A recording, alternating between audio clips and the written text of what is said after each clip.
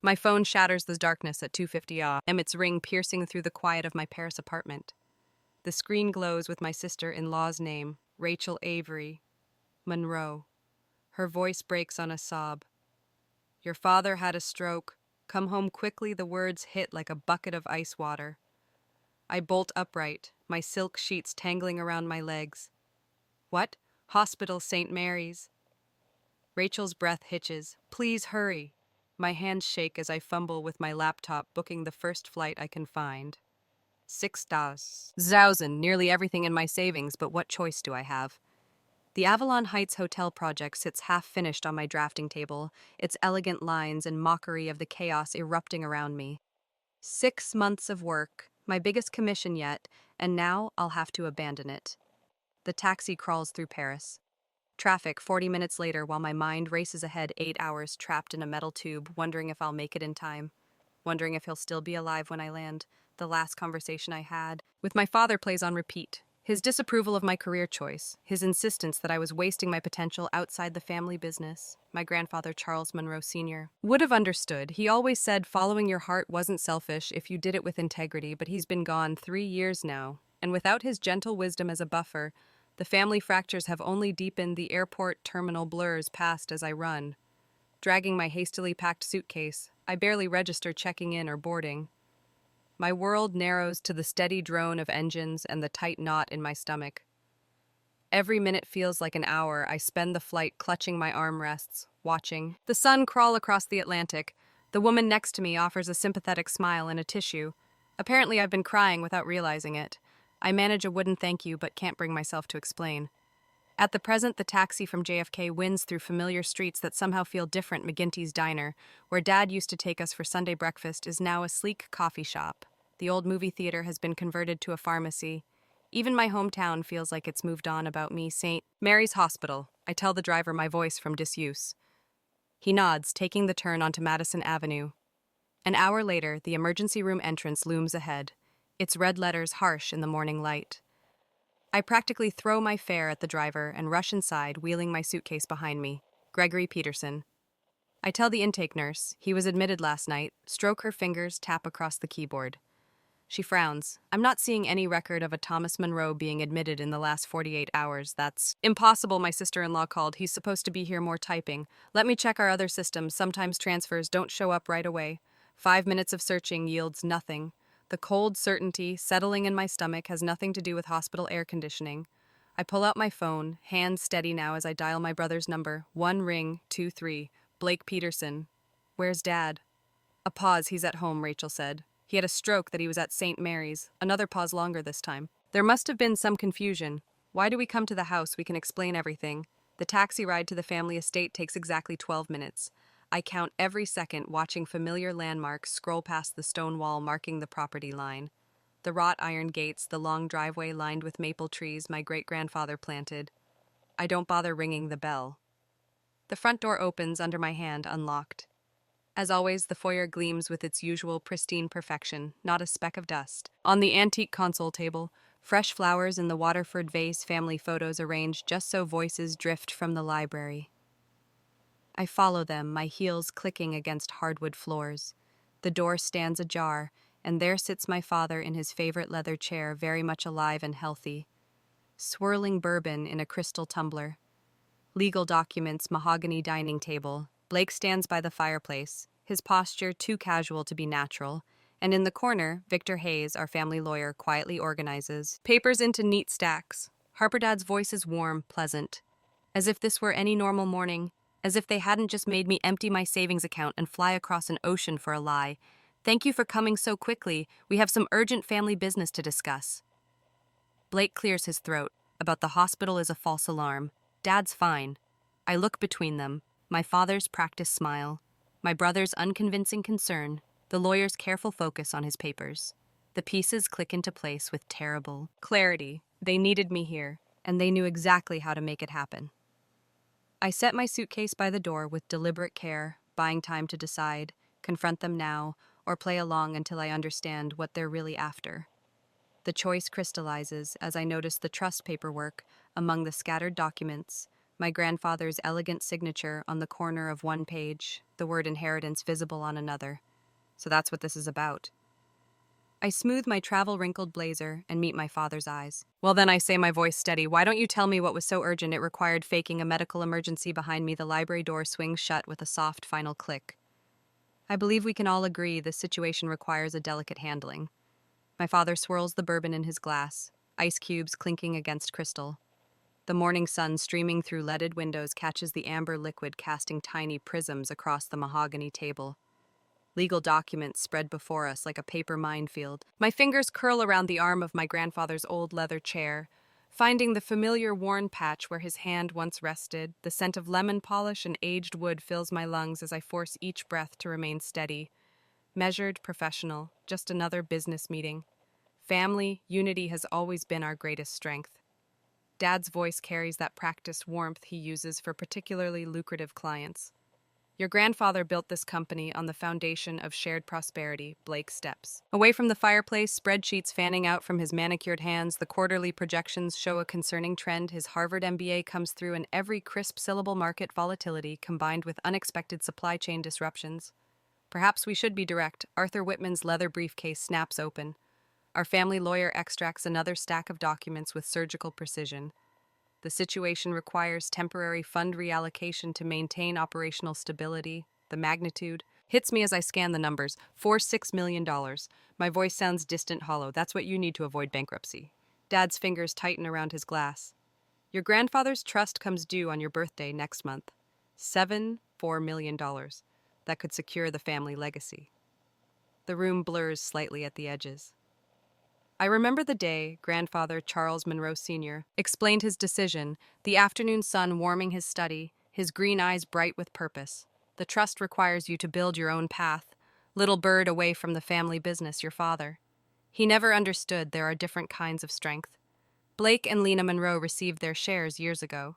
Dad's tone suggests reasonable disappointment. They chose to reinvest in the company. Chose the word tastes bitter. I glance at Grayson Monroe's Italian wool suit, the heavy gold watch gleaming on his wrist. He'd gotten his inheritance at 25, right after business school, the same year the company mysteriously acquired 3 new lumber mills. Your grandfather would want you to save the family legacy. Dad leans forward, bourbon forgotten. He couldn't have anticipated this crisis. Blake slides another spreadsheet across the polished wood. I've prepared some projections showing optimal investment strategies, the return potential. Excuse me? My voice remains perfectly steady. I should freshen up after the flight. I rise with careful grace. Heels silent against thick carpet. Dad's study door closes behind me with a soft click that echoes through my bones. My fingers trail along the hallway's oak ways. Kidding, gathering the courage to explore the house feels different in daylight. Emptier memories whisper from every corner. Summer afternoons spent reading in window seats, winter evenings watching snowfall in the garden. I slip into Dad's private office, the one even Grayson Monroe rarely enters. File cabinets yield their secrets to the key I'd copied years ago. Financial records, property deeds, loan documents with interest rates that make my throat tighten. The family business, bleeding money like a gutted animal. Movement in the garden catches my eye. Camille kneels among her roses, pruning shears flashing in morning light. My baby sister, the only one who never tried to shape me into something else. The French doors open. Silently, dew soaks through my stockings as I cross the lawn. Harper Camille's smile holds genuine warmth, but her eyes dart toward the house. She rises, brushing dirt from her gardening apron. I'm so sorry about everything. Are you safe? The question slips out before I can stop it. Her pruning shears snip a withered bloom financially. For now, her voice drops to barely a whisper. Be careful. Blake's been moving money offshore, shell companies, property holdings. I found some papers. I squeeze her shoulder, once memorizing the feel of worn cotton under my fingers. Time to decide, confront them. Now or play the longer game. The trust paperwork surfaces in my mind. Grandfather's signature in the corner, his voice echoing across years. Patience, little bird. Sometimes the strongest position is the one they don't see. You take back in the library. 3 pairs of eyes track my return.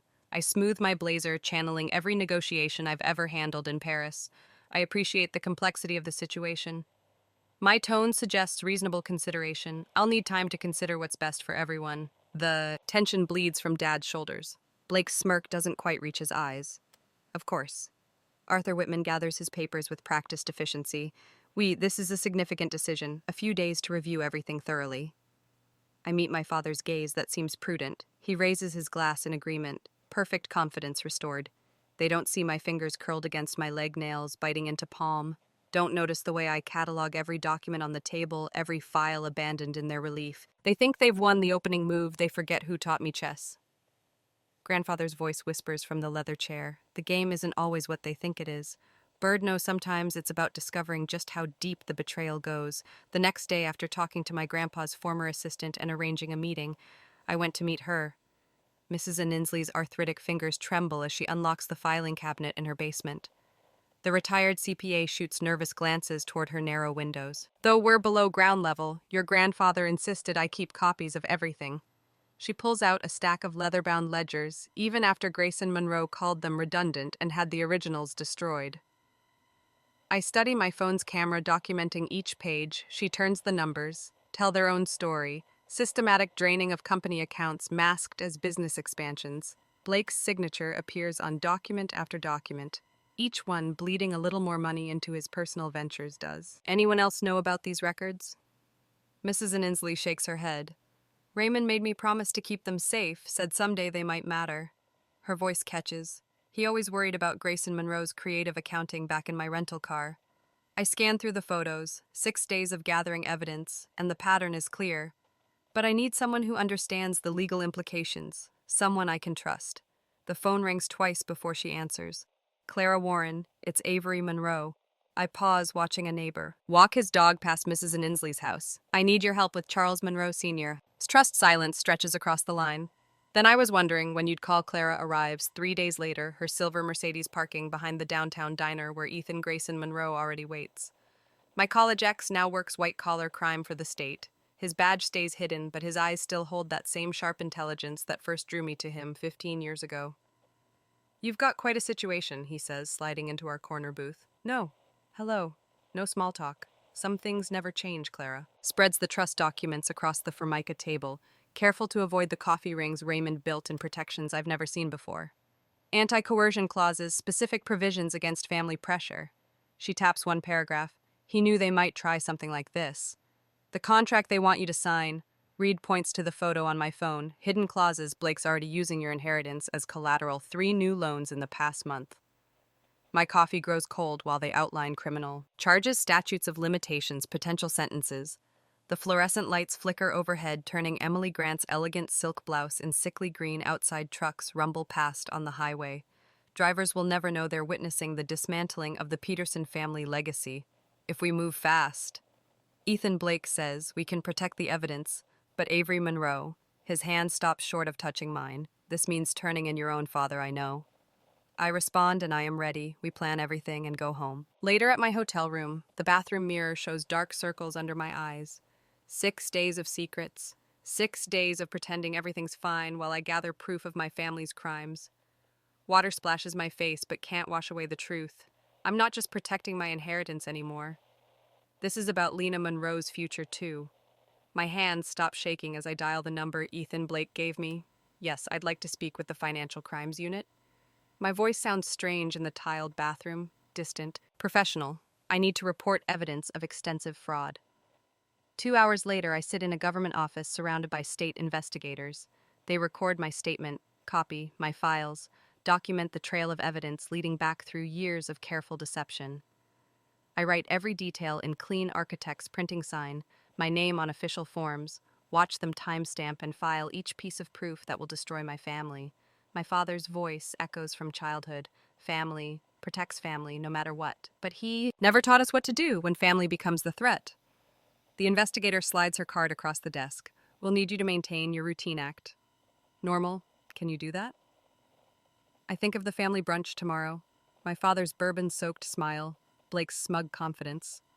The contract they expect me to sign? Yes. I tuck the card into my wallet. I can do that back in my hotel room. I practice my expression in the mirror, not too eager, not too resistant. The perfect mask of reluctant compliance. They'll expect to see years of navigating family dynamics finally serving their purpose. My phone buzzes a text from Grayson Monroe. Don't forget brunch tomorrow. 10 hurry. M sharp, wear something nice, we're celebrating. I set my alarm, lay out my clothes, check my presentation one final time tomorrow. They'll think I'm surrendering my inheritance. They have no idea what's really coming. The ceiling fan spins lazy circles above my bed. Sleep won't come, but that's fine. I've spent 6 days playing the beautiful daughter while building the case that will bring down our family's house of lies. Now I just have to make it through one more meal at home the next day. The La China glints in the morning light, each place setting a perfect mirror of the next. Gregory always did have an eye for presentation. I watch from the doorway as he adjusts the dessert fork, aligning it precisely with the others. The dining room table stretches before him like a battlefield mapped out in porcelain and crystal. The coffee service needs polishing. His voice carries that familiar note of command and makes sure the contracts are arranged by the head of the table. Blake should be here any minute. The housekeeper hurries to comply, her shoes clicking against the hardwood floors. I slip away before he notices me retreating upstairs to finish dressing for this farce of a family brunch. My charcoal gray suit armor feels appropriate for the occasion. I secure the last pearl button on my silk blouse, remembering how Mother used to say, "A lady always dresses for the outcome she desires if she were here today. I wonder whose side she'd take." The doorbell chimes through my bedroom window. I watch Grayson Monroe stride up the front walk, leather briefcase swinging. He's whistling. Actually, whistling like a man who believes he's already won. I check my watch, 10:45. Everything right on schedule. When I descend the main staircase, 15 minutes later, the performance is in full swing. Blake arranges papers with practiced casualness, while Lena Monroe fusses with flower arrangements, her eyes darting between family members like a nervous sparrow. Our family lawyer, Victor Hayes, stands by the sideboard attempting small talk about the weather. Harper Gregory raises his crystal mimosa glass. "So glad you could join us for this special occasion." I smile, letting just enough warmth reach my eyes. I wouldn't miss it. The first course arrives, delicate crepes with fresh berries. I take small measured bites as conversation flows around me. Blake expands on property values. In the Berkshires, Gregory pontificates about legacy planning. Camille pushes food around her plate, watching me. The expansion. "Possibilities are remarkable," Grayson Monroe says, spreading his hands. "Once we consolidate the assets, how many properties have you acquired this quarter?" I cut in my tone, casual. "The market's been quite active." He pauses, fork halfway to his mouth. "We can review the portfolio details after we handle the primary business. Of course." I sip my water, just curious about the scope of our family enterprise. Gregory clears his throat. "Speaking of business," he nods to Arthur, who produces a thick envelope. "Harper, we've prepared everything according to standard procedures. The transfer documents just need your signature. A toast first." Grayson Monroe suggests lifting his glass to family unity, to preserving and growing the generational wealth our ancestors worked so hard to build. The crystal chimes as glasses meet. I let mine hover near my lips without drinking. Arthur slides the contract across the polished mahogany, aligned perfectly with my place setting. A Mont Blanc pen gleams beside it. Gregory's favorite, reserved for significant signatures. "Take your time," he says. "Review everything thoroughly." I open the envelope with steady hands, scanning pages. I've already memorized the hidden clauses. Blur between lines of standard legal ease. The same traps Emily Grant pointed out last week. I turn each page with deliberate care, feeling their eyes on me. Everything appears to be in order. I murmur. "Though I'd like one final read-through, if you don't mind, just to be certain." Of course, of course." Gregory leans back perfectly at ease. "We want you completely comfortable with the arrangement." The grandfather clock in the hall strikes 11:30. As if on cue, the doorbell rings. Camille starts to rise. I'll get no. Need I fold my hands in my lap? That would be Emily Grant. Blake's chair scrapes against hardwood. "Clara, what's she doing here?" Heavy footsteps echo in the foyer. Too many for just one person. Clara appears in the doorway, flanked by two state investigators in dark suits. "Mr. Peterson." She nods to our father. "I apologize for interrupting brunch, but these gentlemen have some questions about certain financial irregularities." Blake lunges for the contract, but one investigator is faster. "Those documents are now." "Evidence, sir. Please step away from the table. What's the meaning of this?" Gregory's voice thunders. "Harper, explain yourself." I meet his gaze across the ruins of our careful tableau. The meeting is quite simple.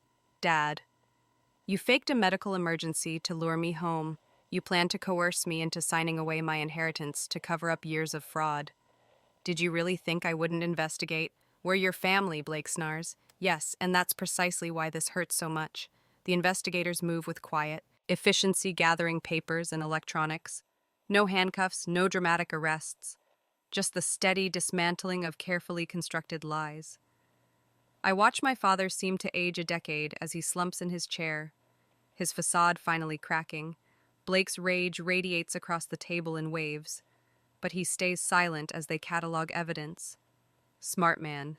He's probably already calculating plea bargain possibilities. Camille catches my hand as I stand to leave. I didn't know, she whispers, about any of it. I swear I know. Squeeze her fingers gently. We'll talk soon. I walk out of that dining room without looking back, the click of my heels marking time with my heartbeat. The sun streams through leaded glass windows, catching the dust motes. We stirred up tiny things hidden in plain sight, now impossible to ignore. Outside, birds sing in the maple trees my great-grandfather planted. The world spins on, indifferent to the implosion of the Peterson family legacy. I pause at my car key in hand, remembering Sunday brunches from happier times, but you can't preserve a false peace by sacrificing truth. Sometimes love means choosing justice over loyalty. I start the engine and point the car toward town. I have a flight to Paris to book and a hotel design waiting to be finished. The future spreads before me like a blank page, ready for whatever I choose to build next. The next day, the oak conference table stretches between us like a battlefield. My father slumps in his leather chair, suit jacket unbuttoned, while Emily Grant spreads documents across the polished surface outside the law office windows, spring raindrops against glass. Nature's own testimony. The preliminary hearing is set for next Tuesday. Clara taps a blue folder. The judge granted our motion to freeze the company assets. I scan the financial printouts. Each number, a fresh wound. 4, 6 million in misappropriated funds. 2, 8 million in fraudulent loans. 1, 2 million in phantom projects that never existed. My father's hands tremble as he reaches for his water glass. A week ago, those same hands gripped a bourbon tumbler with aristocratic confidence. Now his knuckles whiten against plain glass, wedding ring clicking softly. Blake's attorney called this morning. Clara's voice stays neutral. Professional. They're exploring a plea arrangement. The evidence is substantial, prison. The word scrapes my throat. Likely the federal guidelines suggest 4 to 6 years, though. Cooperation could reduce that, my father's breath catches. I force myself to watch him absorb this, to witness the precise moment reality shatters his carefully constructed world. His shoulders cave inward, aging him 10 years in 10 seconds. I should have seen it. His whisper barely carries all those expansion proposals. The irregular accounting Raymond warned me about Grayson Monroe's spending, but I thought he presses his fingertips against closed eyes. A father wants to believe the best. Clara slides a leather journal across the table. The spine shows where corners softened by years of handling. My grandfather's distinctive handwriting fills the pages with architect's precision. Raymond left extensive notes about his concerns. Clara opens to a marked section, the trust structure, the career independence clause, the anti-coercion provisions. They weren't arbitrary rules. He was trying to protect you, Avery Monroe. All of you. I trace my grandfather's words. Blake shows concerning patterns with money. Gregory enables without seeing consequences, must ensure Avery Monroe maintains independence from family influence. The journal entry spanned 15 years. Tracking patterns. I never noticed Raymond watching, weighing, planning, building protections into his legacy, like load-bearing walls in a foundation. My phone buzzes. Camille's text glows on the screen. Can we talk? Just us? Avery Monroe. My father's voice pulls me back. You don't have to do this. We can find another way. The family name belongs in handcuffs. The words snap out before I can soften them. You faked a medical emergency to manipulate me. You were going to steal my inheritance. The family name lost its meaning long before I exposed the truth. He flinches. Good. Let him feel something real for once. I've arranged counsel for both you and Grayson Monroe. I gather the scattered papers into neat stacks, quality attorneys who will protect your rights. That's more consideration than you showed me. You're still my daughter, and that's why I'm not pressing additional charges for the fake stroke scenario. I stand smoothing my skirt, but it's also why I can't trust you anymore. I went out leaving him speechless. The elevator ride to the lobby stretches eternal. My heels sink into plush carpet as I cross to the building's front entrance. Outside, the rain has stopped. Sunlight gleams off wet pavement, nature's own fresh start. Camille waits at her favorite coffee shop 2 blocks and a lifetime away from the law office. Her fingers worry the sleeve of her cardigan, a nervous habit since childhood, but her spine stays straight, shoulders squared. She's growing into her strength. Blake won't speak to me. She stirs her untouched latte, he says. I chose the wrong side. There aren't sides. Cam. There's right and wrong, I know she meets my eyes. That's why I'm grateful for what you did for showing me. It's possible to love family without enabling them. My throat tightens. I reach across the table, squeeze her hand. We sit in comfortable silence, sisters finding solid ground in the aftermath of an earthquake. The next week blurs past in meetings and documents. Peterson Timbercraft dissolves, not with a bang, but with signatures and seals. Civil penalties, asset liquidation, administrative proceedings, conducted in hushed tones and climate-controlled offices. 3 different competitors offer to buy the company name. Old money, vultures circling fresh carrion. I decline each offer, ignoring their escalating bids. Some things aren't for sale. My laptop screen fills with the familiar faces of my Paris design team. The Montmartre project timeline stretches across shared documents waiting for my return. The structural reinforcement plans arrived from the engineer. Sophie gestures to blueprints visible behind her. We can begin interior work next month, if I'll be there. The certainty in my voice surprises even me. Book the contractor. I'm flying back next week, but your family situation. Pierre's forehead creases with concern is precisely why I need to return. I minimize. The timeline pull up my original design renderings. This is my work, my life. They don't get to derail that twice later that week. I return to the house. I stand in my grandfather's study, now mine by inheritance. The land preservation paperwork waits for my signature 3,000 acres of forest protected from development. A legacy deeper than business empires. Raymond's photo watches from his desk, those same green eyes I see in my mirror each morning. I touch the frame gently. You saw it all coming. My whisper fills the empty room, the manipulation, the fraud, the hard choices you built me. An escape route before I knew I'd need one. The setting sun paints the walls amber. Soon I'll board a plane, return to the life I've built. Let the lawyers handle the details. Let Grayson Monroe face his consequences. Let father wrestle his conscience. My phone chimes with a text from Emily Grant. Final papers filed. You're free to go free. The word settles like a key turning in a lock. I power down my laptop, slip it into my bag. The study door closes behind me with a soft click of brass. On brass, sometimes walking away isn't surrender. Sometimes it's the bravest thing you can do. I need a year to figure it out, though. A year later, the morning sun glints off the copper mansard roofs of Montmartre as I stand on the hotel's terrace watching Paris wake. My fingers trace the smooth marble balustry, the exact shade and finish I specified 11 months ago. Below, delivery trucks rumble over cobblestones and the smell of fresh bread ooze up from the bonery on the corner. The contractor hands me the final inspection checklist. Every box ticked, every detail perfect. The restored 19th century staircase spirals through the building's heart like a ribbon of brass and mahogany Art Deco sconces cast. Warm pools of light across silver-veined marble walls in the lobby. The original mosaic floor gleams, each tiny tile restored by hand. My phone possesses a photo from Lena Monroe. She's wearing a Stanford sweatshirt flashing a peace sign from her dorm room. The text reads, "First finals week, done call tonight." I smile, remembering our video chat last week. She'd been curled in her desk chair, describing her architecture history professor's reaction when she mentioned having a sister who restored historic buildings in Paris. He totally geeked out. She'd laughed, asked if you'd guest lecture next semester. The weekly calls started as awkward attempts at reconnection. Now they flow easily. Homework struggles, roommate drama, her tentative steps into college dating.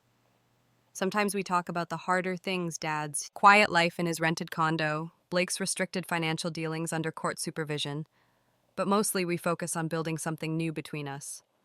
Brick by careful brick, my therapist calls it post-traumatic growth. I call it learning to breathe again. A text from Emily Grant pops up. Trust paperwork officially filed on your 36th birthday next week. Dinner to celebrate. Below it, she's attached a photo of grandfather Charles Monroe Sr. His handwritten note preserved in the trust documents to my Avery Monroe. May you build beautiful things that last. The familiar slope of his handwriting makes my tight. I tuck my phone away and walk to the edge of the terrace. The foundation's first project stands, half finished, 3 streets over. A forgotten Art Nouveau gem being restored to its former glory. Local artists will have studio space on the ground floor, while the upper floors will house a small architectural library. The brass plaque by the entrance will read, "The Charles Monroe Foundation for Architectural Heritage for Architectural Preservation." Miss Monroe, my assistant Chloe Bennett, appears with a stack of papers. The preservation committee needs final approval on the grant proposals.